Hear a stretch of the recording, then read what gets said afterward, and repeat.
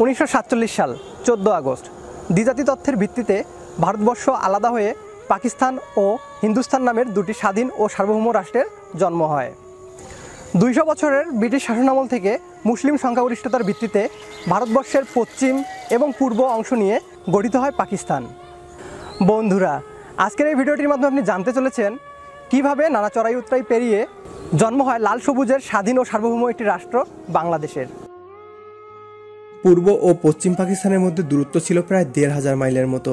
স্বাধীন হয়েও পূর্ব পাকিস্তান ধীরে ধীরে পশ্চিম পাকিস্তানের কলোনি হয়ে ওঠে। এখানকার বাঙালিরা আগের মতোই রয়ে গেল বঞ্চিত। পরিবর্তন হলো না তাদের রাজনৈতিক, অর্থনৈতিক ও সামাজিক অবস্থার। পাকিস্তান মূলত এমন একটা দেশ ছিল যার দুখণ্ডের মানুষের শুধুমাত্র ধর্ম ছাড়া আর কোনো মিল ছিল না। 1000 মাইলের দূরত্ব ছাড়াও সংস্কৃতি, ভাষা, আচার আচরণ এমনকি অর্থনৈতিক অবস্থায়ও ছিল ব্যাপক ব্যবধান।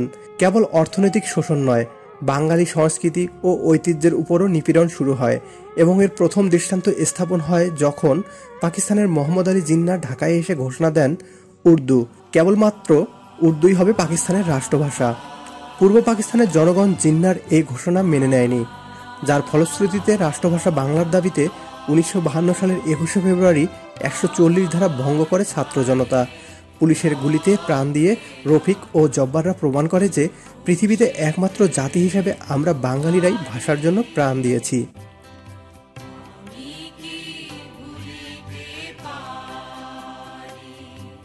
70-এর নির্বাচনে জয়লাভ করে আওয়ামী লীগ সরকার গঠন করার অধিকার লাভ করলেও ক্ষমতাসীন সামরিক সরকার পূর্ব পাকিস্তানের মানুষের হাতে ক্ষমতা ছেড়ে দিতে রাজি ছিল না।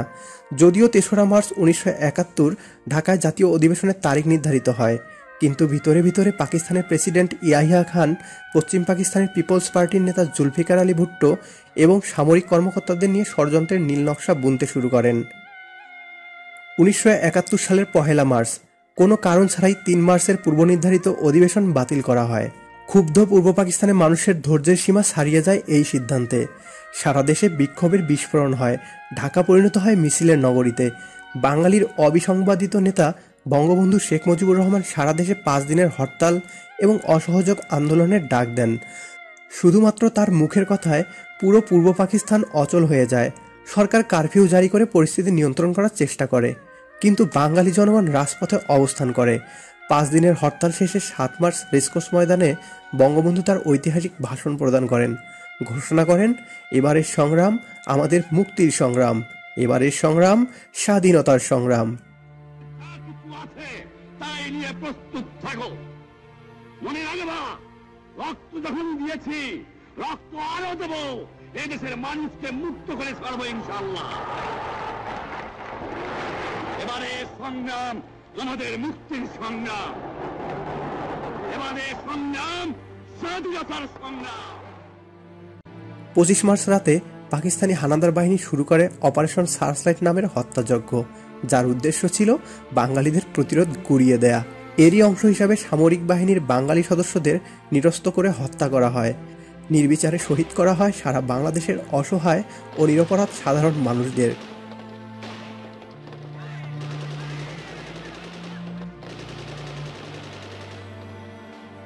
গ্রেপ্তার করা হয় বঙ্গবন্ধু শেখ মুজিবুর রহমানকে।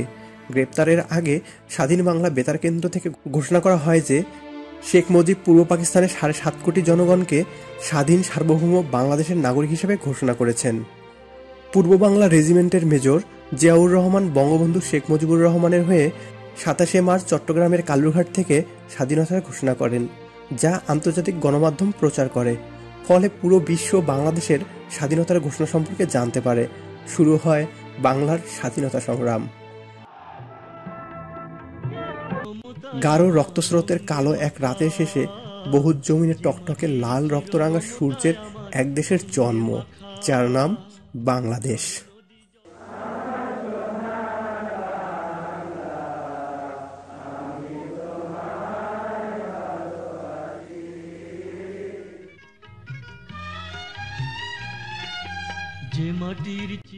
ভিডিওটি ভালো লাগলে অবশ্যই একটি লাইক দিবেন আর শেয়ার করে আপনার বন্ধুদের দেখার সুযোগ করে দিন। বিডি টিউব চ্যানেলটিকে সাবস্ক্রাইব করে আমাদের